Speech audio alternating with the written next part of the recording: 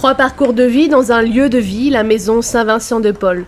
Johan a 30 ans, il est là depuis 1 mois. Jean-Claude est là depuis 19 ans.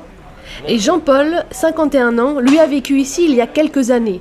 Aujourd'hui, il a repris le cours de sa vie, à son propre logement, et vient régulièrement aider les autres. Un bon moment, je suis un ancien parce que j'ai vécu dans la rue à un certain moment. J'ai fumé de la drogue, bébé de l'alcool, passé des nuits blanches et tout.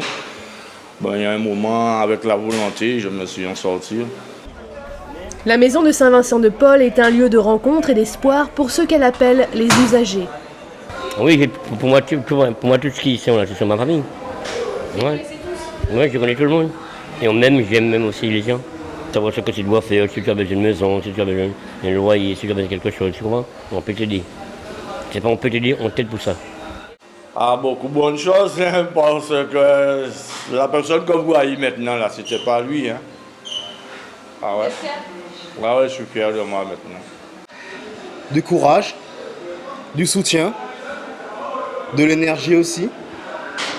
Et beaucoup de compréhension par rapport à la vie, l'existence et ce qu'on peut vivre dans la galère. La maison dispose d'un centre d'hébergement mais propose aussi des activités sportives. Un soutien important. On avait beaucoup de jeunes en errance. Maintenant, ces jeunes-là vieillissent, ils sont toujours en errance. Mais il y a aussi un public de vieux qui ont des problèmes financiers, parfois qui sont retraités, qui ne peuvent pas se gérer avec le peu d'argent qu'ils gagnent. Tous les jours, 3 repas sont servis. Au moins 150 repas aujourd'hui, 100, 110. Le petit déjeuner plus d'une trentaine, il faut monter plus d'une trentaine de petits déjeuners. Le soir, 15, 20, ça dépend. Mais en principe, c'est 32 lits, mais on sert à peu près, on sert au nombre. On fait 35 repas le soir. En fait. La présence des usagers ici est souvent due à un accident de vie. Il y a des problèmes sentimentaux, il y a des problèmes familiaux, il y a des problèmes professionnels, financiers, il y a divers facteurs qui font qu'ils arrivent à la déchéance.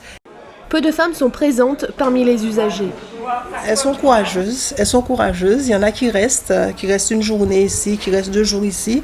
Mais c'est vrai que vous allez souvent les voir de passage. Parce que je pense que le côté de la dignité, de la fierté, et puis fait que la femme ne va pas rester sur le site là, non. Les dons se font de plus en plus rares. Et pourtant, chaque jour, la maison parvient à offrir un peu d'espoir à toutes ces personnes. Une leçon de vie dans ce lieu de solidarité.